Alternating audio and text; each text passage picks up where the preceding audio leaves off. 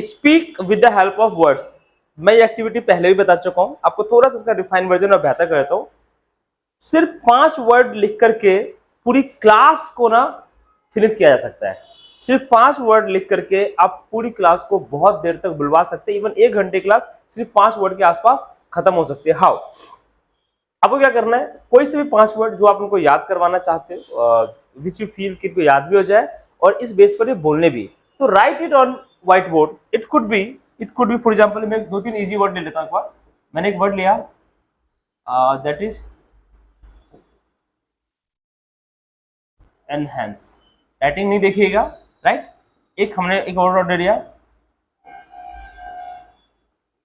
अब हमको लगता है बच्चों को ये वर्ड याद होता है, बिल्कुल सही बात है, याद होता है, but they don't know how to use it, right.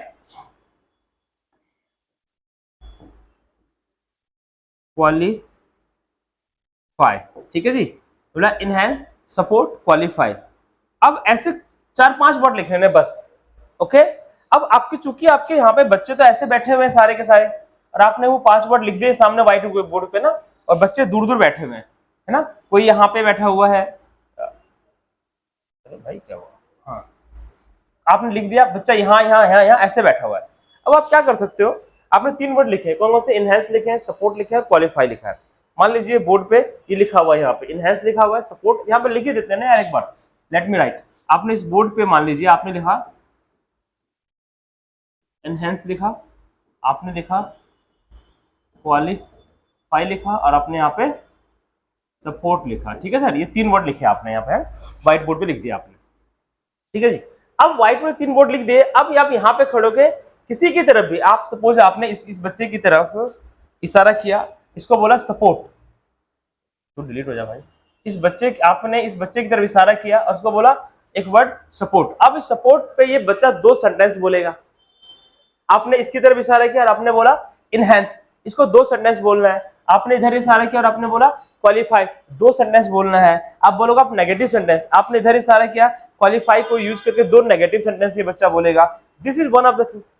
साथ में आप इनको 5 मिनट इसी एक्टिविटी को और बेहतर कर सकते हैं। आप इनको 5 मिनट दे सकते हो, बोल सकते हो कि ये एक छोटी सी स्टोरी बनानी है 5-7 लाइन की, आपको क्रिएट करनी है, जो जिसमें तीनों वर्ड स्टैब्लिश हो जाए, तीनों वर्ड आ जाए, इनहेंस, क्वालिफाई एंड सपोर्ट।